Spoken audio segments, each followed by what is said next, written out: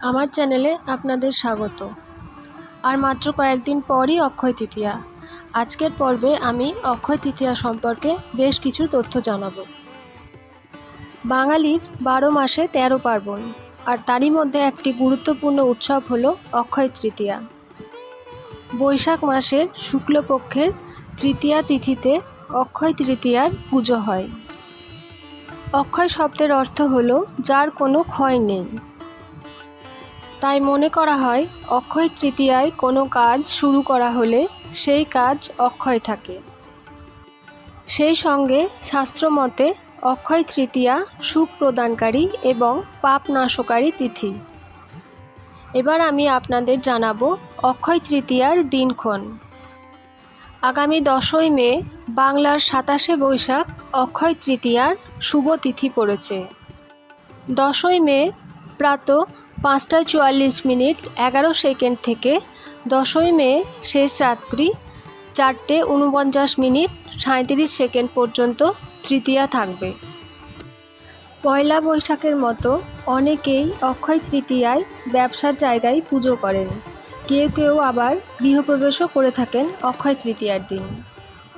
অক্ষয় তৃতীয়ার দিন ব্যবসায়ীরা লক্ষ্মী গণেশের পুজোর আয়োজন করেন।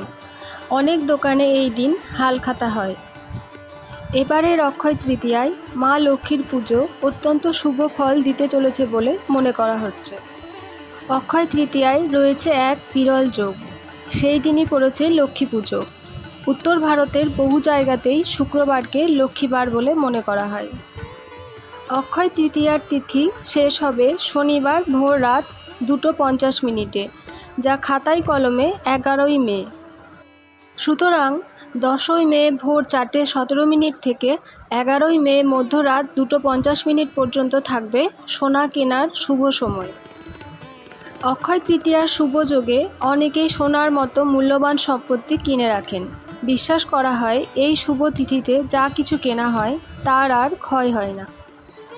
এবার আমি আপনাদের সামনে তুলে ধরব অক্ষয় তৃতীয়ার মাহাত্ম্য। পৌরাণিক কথা অনুসারে বিষ্ণুর নবম অবতার কৃষ্ণ দ্বাপর যুগে জন্মগ্রহণ করেন মর্তে। তার সুদামা নামে এক দরিদ্র ব্রাহ্মণ বন্ধু ছিলেন। সুদামা একদিন ভুলবশত কৃষ্ণের সব খাবার খেয়ে ফেলেছিলেন। এরপর তিনি শ্রীকৃষ্ণকে খাবার দিতে এক মুঠো চাল নিয়ে তার ঘরে আসেন। তাকে খাওয়ানোর জন্য বন্ধু সুদামার এই আচরণ মুগ্ধ করেছিল শ্রীকৃষ্ণকে। এরপর শ্রীকৃষ্ণের আশীর্বাদে সুদামার সমস্ত দারিদ্র্য ঘুচে যায়। এই ঘটনা যেদিন ঘটেছিল সেদিন ছিল বৈশাখ মাসের শুক্লপক্ষের তৃতীয়া তিথি। তাই এই দিনটি বিশেষ শুভ। আবার এই অক্ষয় তৃতীয়ার সঙ্গে মহাভারতের কৌরবদের একটি ঘটনা জড়িয়ে আছে।